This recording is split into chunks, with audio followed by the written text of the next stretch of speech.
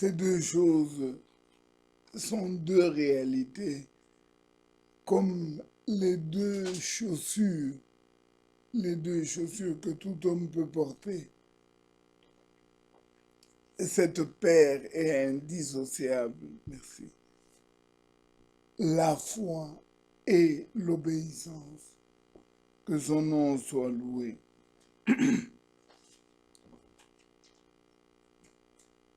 Nous allons encore une fois prier ensemble.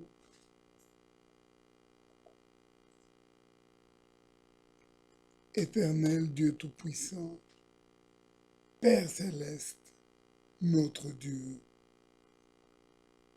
au nom de Jésus-Christ, sois loué, sois glorifié, ouvre ma bouche pour que je ne dise que ce que tu dis, ouvre l'oreille de mon frère, l'oreille de ma sœur, pour écouter comme écoutent des disciples, et réjouis-nous. Partage le pain. Tu connais la profondeur, le besoin de chacun, et tu as fait la promesse d'être au milieu de nous. C'est dans le nom de Jésus-Christ que je te confie ce service. Amen. Je salue l'épouse de Jésus-Christ. Je salue les premiers-nés. Je salue mon frère, ma sœur, chacun des élus qui constituent la crème de Jésus-Christ. Avant de commencer la lecture, permettez-moi de ne pas oublier frère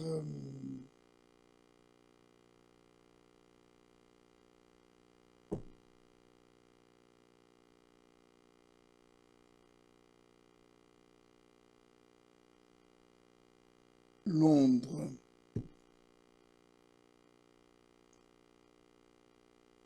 Je l'ai dit beaucoup, c'est pas beaucoup, c'est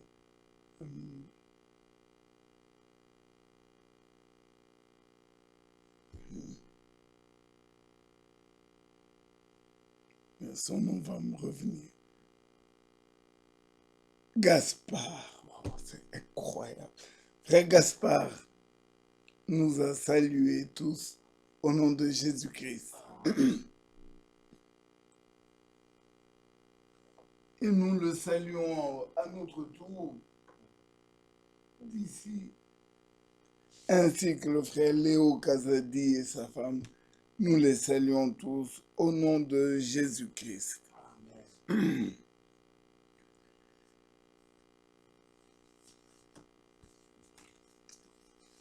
Nous sommes très reconnaissants au Seigneur pour ce qu'il nous dit. Et chaque jour, la manne fraîche, la manne tombée dans le désert, il fallait la manger ce jour-là. La manne d'hier, le lendemain, devenait indigeste. Elle était pourrie et elle causait des maladies. Mais la manne du jour, la nourriture des aigles, la nourriture fraîche donne la vie. Notre Dieu est demeuré le même, hier, aujourd'hui, éternellement. Il a pris soin, comme disait mon frère tout à l'heure en introduction, il a pris soin de nous donner notre pain quotidien. Oh oui, que son nom soit élevé. Dans la prière qu'il a apprise à ses disciples, le Seigneur Jésus nous a appris dans Matthieu 6, il dit, donne-nous notre pain de ce jour. Nous devons croire qu'il le fait. Amen.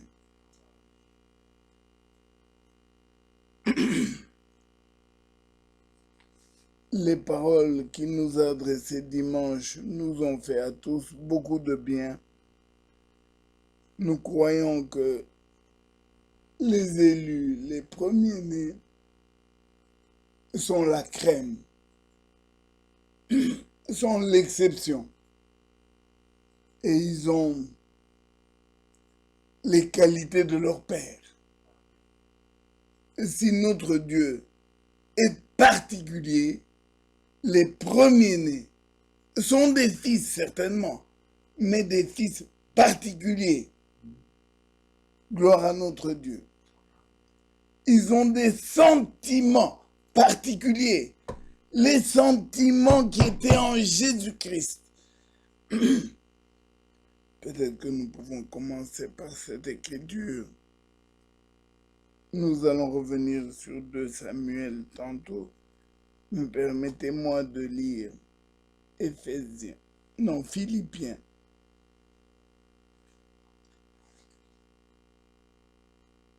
Philippiens.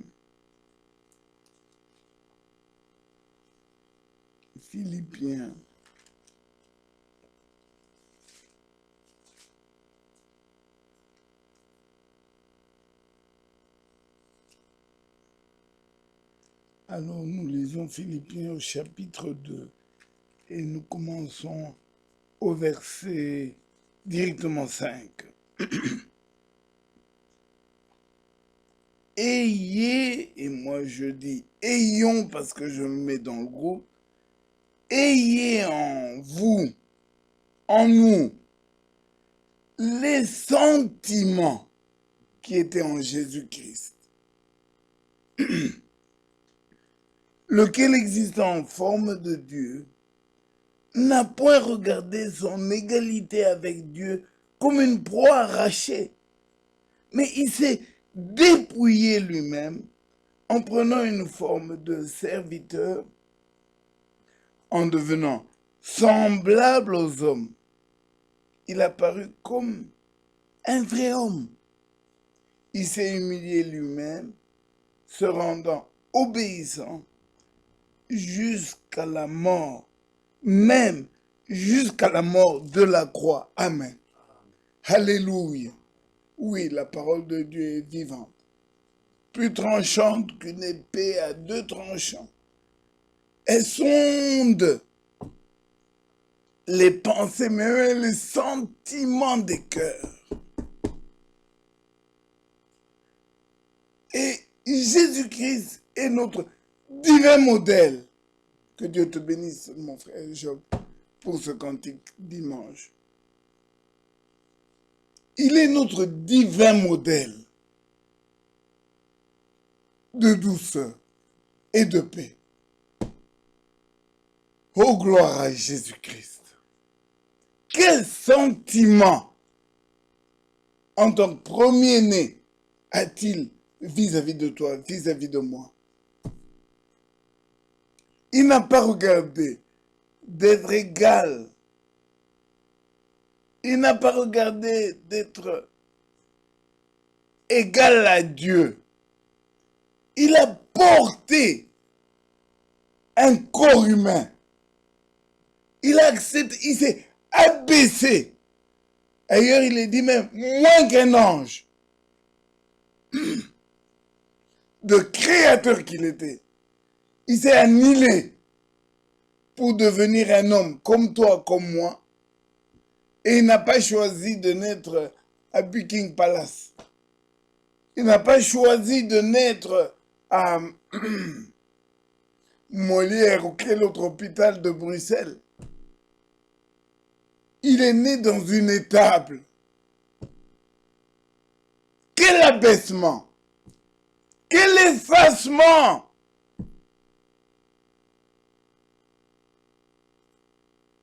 Et il a accepté d'être serviteur. Un agneau. Au milieu des animaux, il est né dans l'étable parce qu'il est l'agneau de Dieu. Oui, toute parole le concernant devait s'accomplir. Toutes les promesses que Dieu avait faites. Souvenons-nous, ce jour-là, il pouvait se tenir et dire, aujourd'hui, cette parole de l'Écriture que vous venez d'entendre est accomplie. Oui, toutes les promesses qu'Ésaïe et tous les grands prophètes avaient dites, elles s'accomplissaient dans sa vie. Oh, gloire à Dieu. Il est le divin modèle. Et nous aussi, nous pouvons aujourd'hui dire toutes les bonnes paroles que Dieu a prononcées concernant l'épouse, concernant la troupe des premiers-nés. Alléluia. Elles doivent s'accomplir dans nos vies. Alors nous avons la foi et l'obéissance avec nous pour chacune de ces paroles. 1 Samuel au chapitre 15.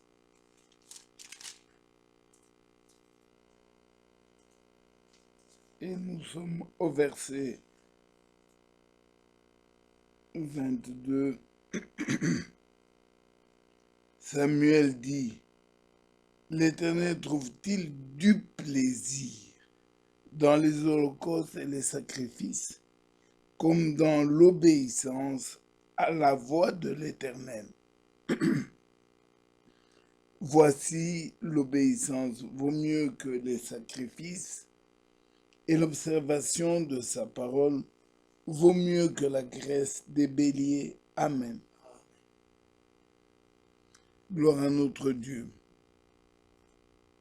Nous voulons, comme troupe des premiers-nés, nous voulons avoir l'obéissance comme mot d'ordre dans nos vies. L'obéissance à la parole de Dieu doit être pour chaque élu, chaque premier-né, son héritage. Amen. Croire et obéir. Amen. Même si pour cela, il me faut traverser les eaux. Même si pour cela, il me faut passer par le feu. Même si pour cela, il me faudra rencontrer la mort. Bien-aimé, permettez-moi de relire un verset qui m'a beaucoup parlé quand j'ai eu une épreuve. Moi aussi, comme tout véritable chrétien, peut l'avoir dans sa vie. Je voudrais que nous lisions le psaume 107. Et c'est le verset 18. Je crois que j'en avais déjà parlé ici, pas ici, mais je ne me rappelle plus très bien où c'était un ami ou ailleurs. L'expérience que j'ai faite quand le diable m'avait frappé d'un AVC. Psaume 107 et nous sommes au verset 18. Leur âme avait en horreur toute nourriture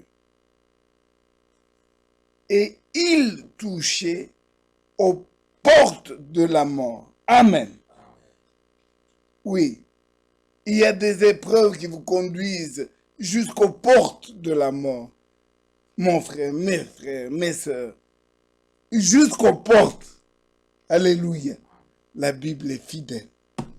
Jusqu'aux portes, tu y touches, mais tu n'entres pas.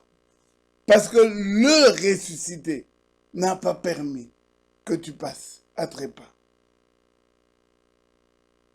Aller en souffrance jusqu'à, mais avoir le secours de Dieu, comme disait mon frère Job tout à l'heure. Quelle expérience! Nos frères ici à Bruxelles, qui ont connu le Covid-19, qui l'ont connu de l'intérieur, dans leur corps, et qui ont touché aux souffrances jusqu'à la porte de la mort. Mais l'Éternel a dit, comme à Job, comme pour Job, touche le corps, touche comme tu veux, mais ne touche pas son âme. Parce que Satan ne peut faire que ce que Dieu lui permet de faire. Et Dieu, lui, il a entre ses mains les clés de la mort et du séjour des morts. Mais une clé n'a aucun sens s'il n'y a pas de porte.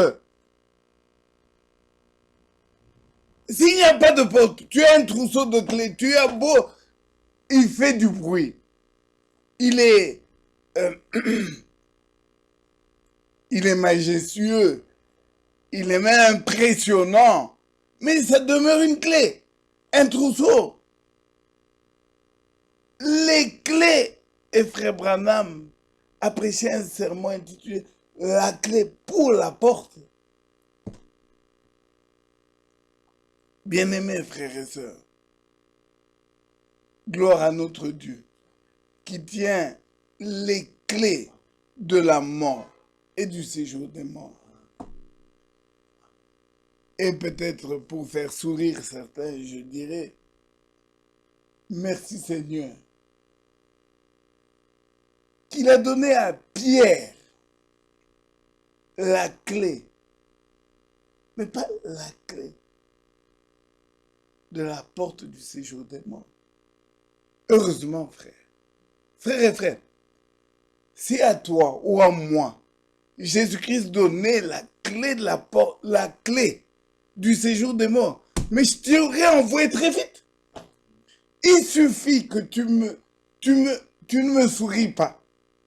Il suffit que tu me regardes du coin, que je t'aurais déjà envoyé au séjour des morts. Quand il y a eu Pierre en face de lui, il dit, tu es heureux, fils de Jonas. Tu es heureux. Parce que ce n'est pas la chair et le sang qui t'ont révélé cela. Mais mon Père, nous sommes heureux. Nous à qui il a révélé sa grâce et sa miséricorde. Alors il prend la clé de la mort et du séjour des morts. Il la garde avec lui. Ce trousseau-là, personne, même pas Branham, personne ne l'a. C'est lui qui l'a. Et il prend la clé du royaume des cieux. La clé de la vie. Il te la donne. Il me la donne. Et il dit, faites entrer. Allez, faites entrer. Amen. Gloire à notre Dieu. Alors aujourd'hui, Michel Kanda doit faire entrer. Aujourd'hui, tu nous dois crier pour entrer. Il y a de la place, entrons. Appelez à la repentance. Appelez. Ne vous arrêtez pas. Appelons le pécheur. Appelons mon frère. Appelons. Entrons. Tant que les portes sont ouvertes, faites entrer. Malheur à celui qui se tient à la porte et qui empêche les autres d'entrer. Malheur à celui qui commercialise le pardon de son frère. Malheur à celui qui répand le mal d'un frère ou d'une sœur. Malheur à celui qui, au lieu de travailler avec Christ pour que les gens entrent, il travaille avec le diable pour empêcher ou même pour sortir ceux qui sont à l'intérieur et les sortir dehors. Désolé. Nous allons lire. Mon frère a lu dans Samuel, mais je voudrais le prendre autrement. Samuel, excusez-moi, je suis un peu troublé par l'introduction que mon frère a faite, mais je vais reprendre mes esprits. Dans la lettre circulaire de mars-avril 2014, je voulais vous lire juste une petite phrase. Mars-avril 2014.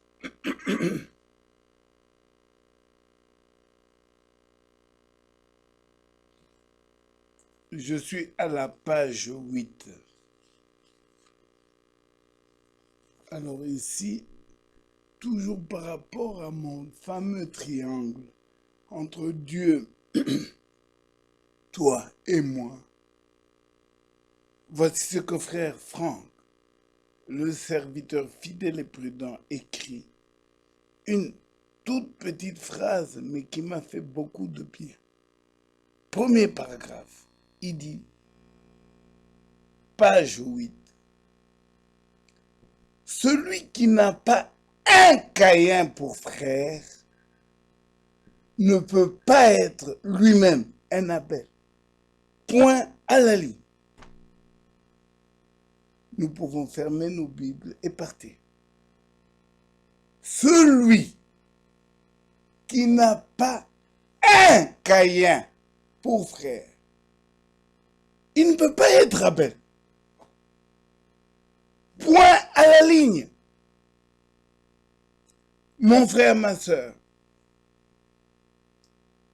le Seigneur, par la bouche de frère Job, nous a introduit en disant, nous avons beaucoup de misère, beaucoup de malheur, beaucoup d'épreuves.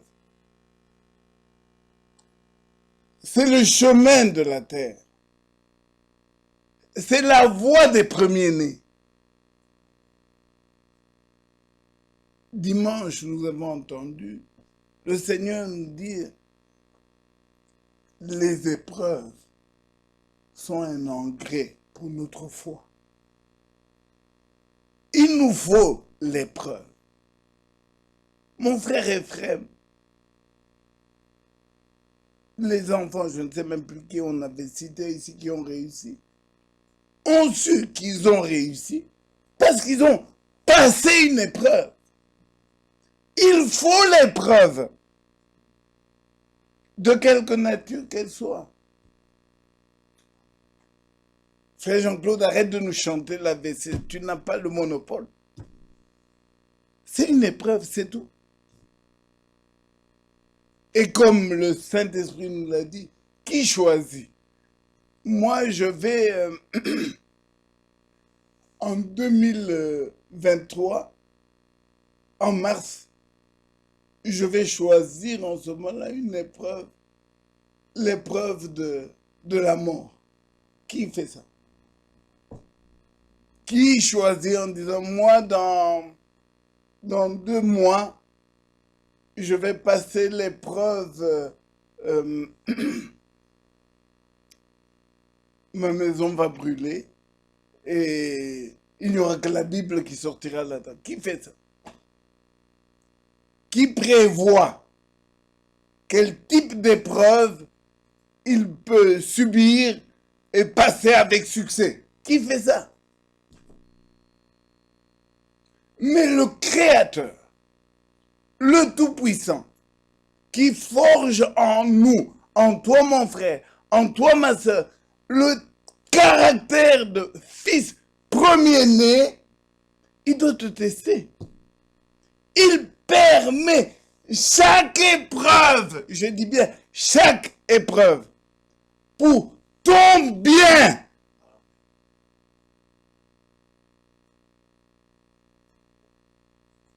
Combien de fois allons-nous répéter et nous réjouir de savoir que notre Dieu s'est investi.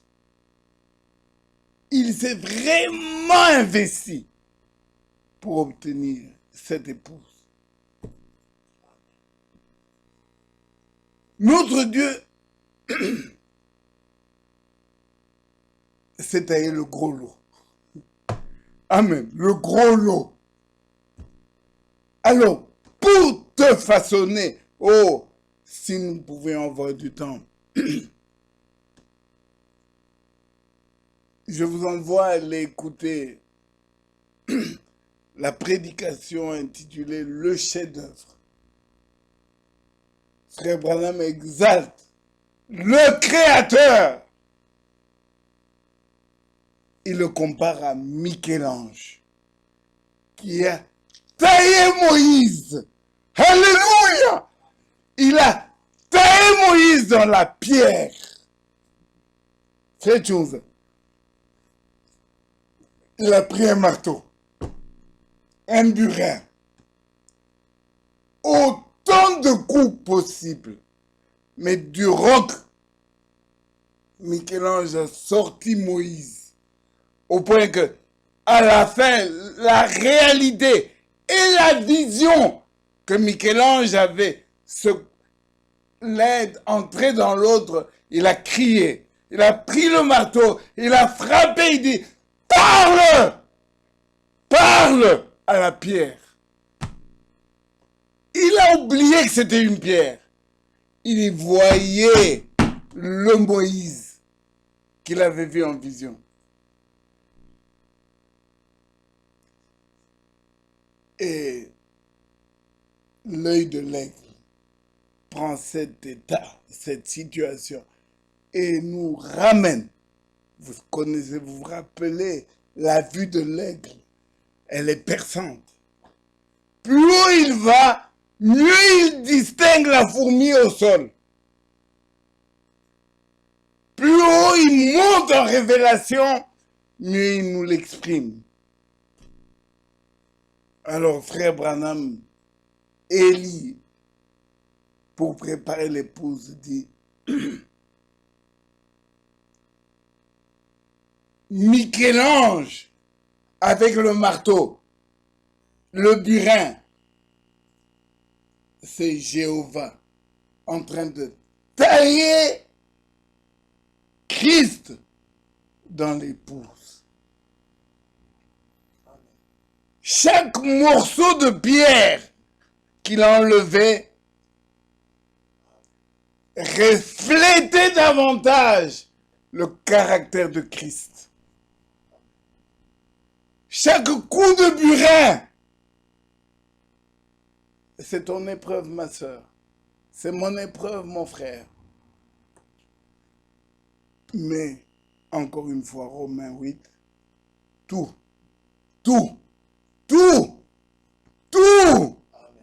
concourt au bien de ceux qui aiment Dieu. Tout. Papa est malade. Papa est mourant. L'enfant a la température.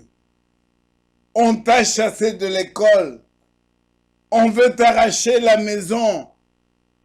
Tout concourt au bien de ceux qui aiment Dieu. Toute écriture est utile. Toute écriture. Bon.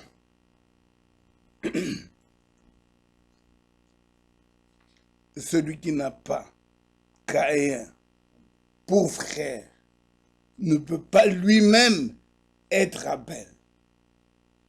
J'espère que cette parole va percuter nos cœurs pour diluer l'épreuve. Des fois, nous sommes tellement à cheval. C'est mon frère en plus. Il est même, en plus, frère Jean-Claude, frère Jean-Claude, on est tellement acharnés quand il s'agit d'un autre. Mais si lui il est Caïn, réjouis-toi et sois belle. Si frère Jean-Claude est Caïn, mais sois belle. L'exemple que nous avons lu dans Matthieu 15 concernant les deux fils, nous pouvons y revenir rapidement. Matthieu 15, c'était Matthieu ou Luc? Luc 15.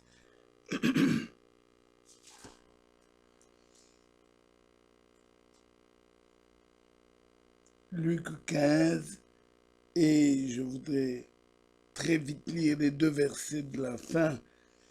Mon enfant, 31, Luc 15, 31. Mon enfant, lui dit le père, mais tu es toujours avec moi. Ton témoignage est vrai. Tu m'as toujours servi. Tu es toujours avec moi. Mon frère, tu es Abel alors, mais tu es mon enfant. Tu es toujours avec moi. Et tout ce que j'ai est à toi. Verset 32.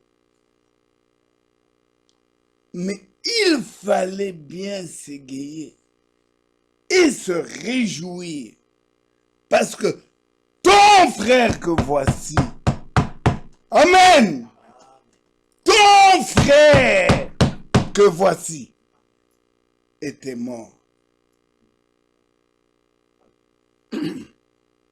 Celui qui n'a pas Caïn comme frère ne pourra jamais être un Abel. Et si tu n'es pas Abel, tu n'es pas premier-né. Si tu n'es pas Abel, tu es alors Caïn. Les mathématiques de Dieu me dépassent.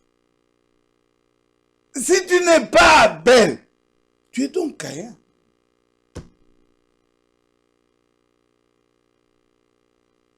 Étant Abel, la parole de Dieu est vraie. Disons Matthieu 5. J'espère que c'est là. Oui, Matthieu chapitre 5. Est-ce que c'est 5, 6, 5, 5.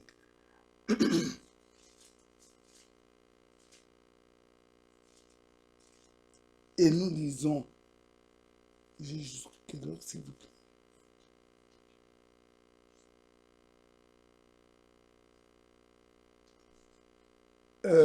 Matthieu 5. Nous lisons à partir du verset, nous pouvons lire.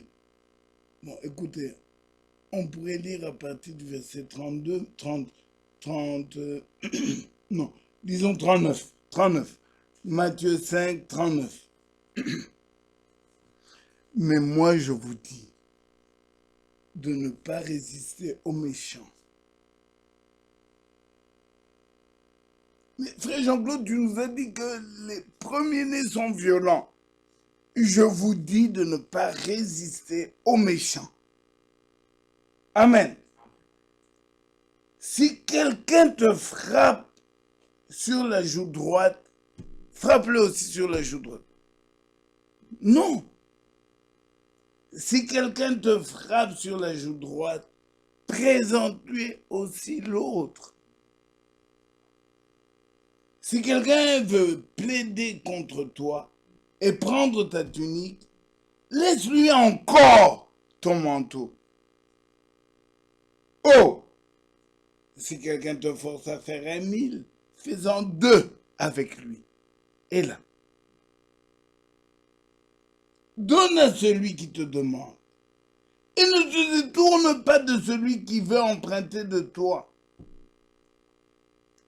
Vous avez appris qu'il a été dit, tu aimeras ton prochain et tu haïras ton ennemi. Mais moi, je vous dis, le je vous dis, c'est Christ. Aimez vos ennemis. Bénissez ceux qui vous maudissent. Faites du bien à ceux qui vous haïssent. Et priez pour ceux qui vous maltraitent et qui vous persécutent.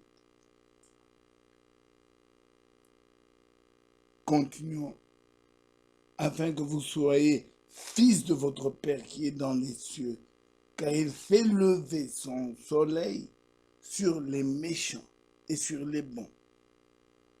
Il fait pleuvoir sur les justes et sur les injustes. Verset 46.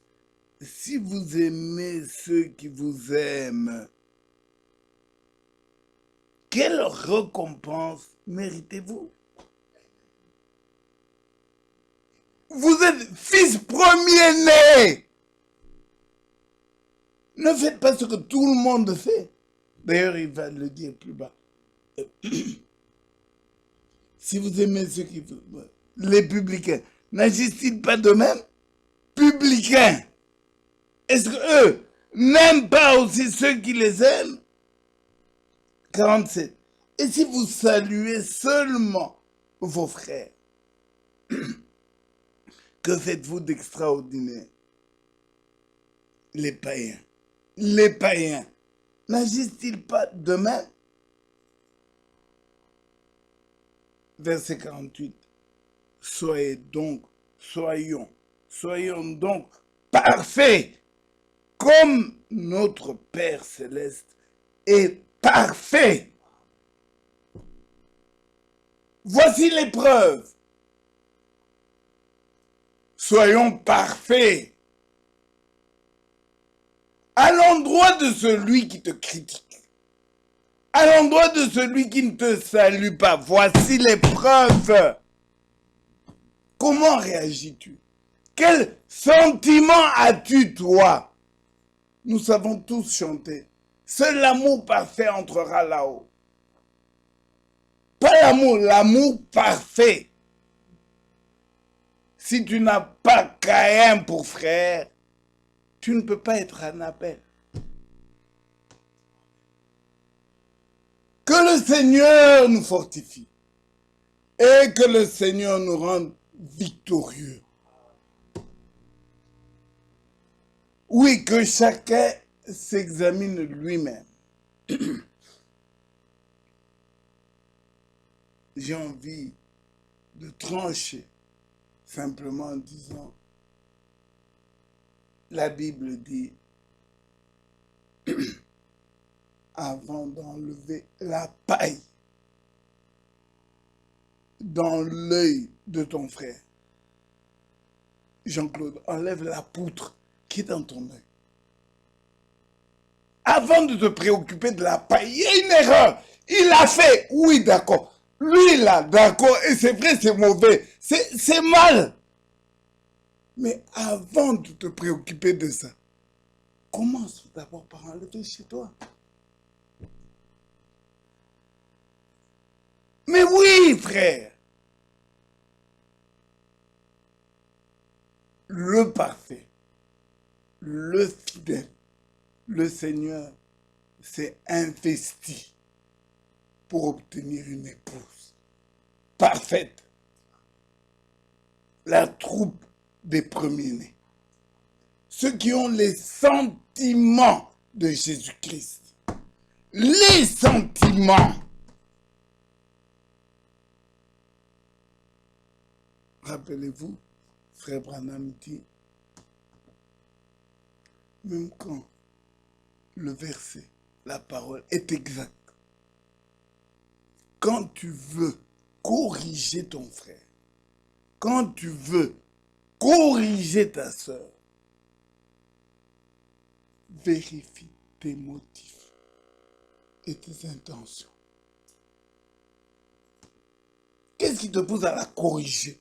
Elle a mal fait, c'est vrai. Elle a péché, c'est vrai. Mais toi qui vas aller la corriger, ôte d'abord la poutre dans ton œil avant de te préoccuper de la paille. Que le Seigneur anime nos cœurs des sentiments de Christ. Oui. Il nous reste quelques minutes. Nous allons revenir alors maintenant à Samuel. Mais je vais le prendre autrement. Toujours par rapport à ton prochain. Vous savez que David, le roi David, puisque nous parlions de Saül tout à l'heure, qui n'a pas obéi. Il a entendu le commandement, mais il a obéi à sa manière. Et Saül a été rejeté pour que David soit choisi. Ce thème me tient tellement les entrailles. Les Lévites, j'ai pris les Lévites à la place de Ruben. Dieu, laissons le Créateur faire ce qu'il veut. Et il nous a pris, nous. Il nous a choisi, toi et moi ici. Il nous a pris à la place de. Que son nom soit loué. Alors il a de bonnes raisons d'attendre de nous ce qu'il a comme dessein, ce qu'il a comme projet, ce qu'il a comme image.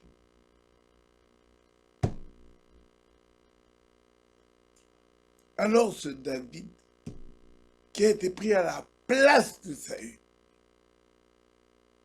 David était là. Bon, je raccourcis. Que celui qui veut aille lire 1 Samuel, pas 2, 1 Samuel. 1 Samuel au chapitre, il y a beaucoup à lire. Bon, bref, je raccourcis. David est une belle histoire d'amour entre Dieu et l'homme. Et c'est le seul, non, il y a Abraham également, que Dieu a pu dire l'Éternel, le Dieu Tout-Puissant. Dieu dit, un homme selon mon cœur. David avait gloire à Dieu, parce qu'il nous donne un modèle. Un homme de chair et de sang, comme nous. Lisez, vous verrez, toute l'histoire de David est plus naturelle que toutes les histoires que nous connaissons ici.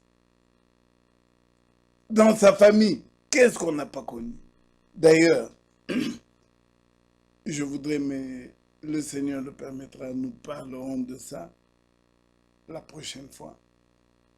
David avait un fils qui s'appelait Absalom. Son fils, mon frère et ma soeur, quelle épreuve. Son propre fils va coucher avec sa propre fille. Et Absalom se réveille et dit, je dois régler cette histoire.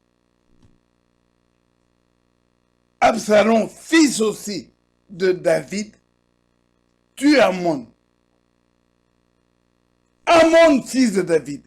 Tamar, fille de David. Absalom, fils de David. Les élus ont des épreuves et des fois des épreuves.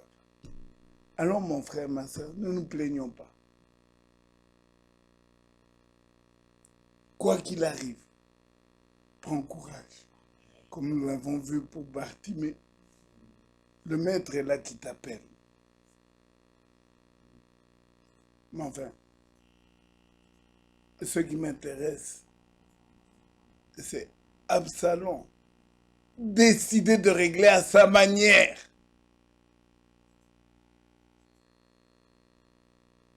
Il va tuer son frère. Il va tuer Amnon, son frère. Que pouvait vivre David dans son âme? Déjà, il y avait eu inceste. Ensuite, donc, vous imaginez un peu quelle souffrance cet homme a-t-il vécu. Et puis voilà qu'Absalom tue Amnon. Et tout ça, David doit encaisser. Mais le clou de l'histoire, nous le ferons peut-être la fois prochaine, c'est Absalom qui a tué Amnon. se révolte contre David. Je résume. Il prend le pouvoir. Il se révolte contre son père et il prend le pouvoir. Les vaillants hommes de David disent non, mon cher, nous sommes tes hommes. Mais quand même, laisse-nous faire notre travail. Et vous verrez, nous verrons combien de fois David supplie. Il dit, laissez-moi lire au moins ne fût-ce une phrase et nous allons prier. Je ne retrouve pas mon texte.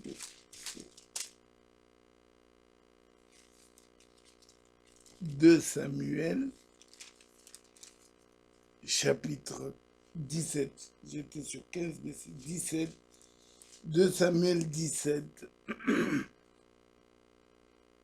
Non, disons 2 Samuel chapitre 18. Chapitre 18. Et je suis au verset 5. Le roi David donna cet ordre à Joab et à Abishai et à Itaï. Pour l'amour de moi, doucement, avec le jeune Absalom. Oh Jésus, fais-moi grâce. Que le Seigneur nous bénisse. Mon frère Job, tu peux venir prendre ta chaise.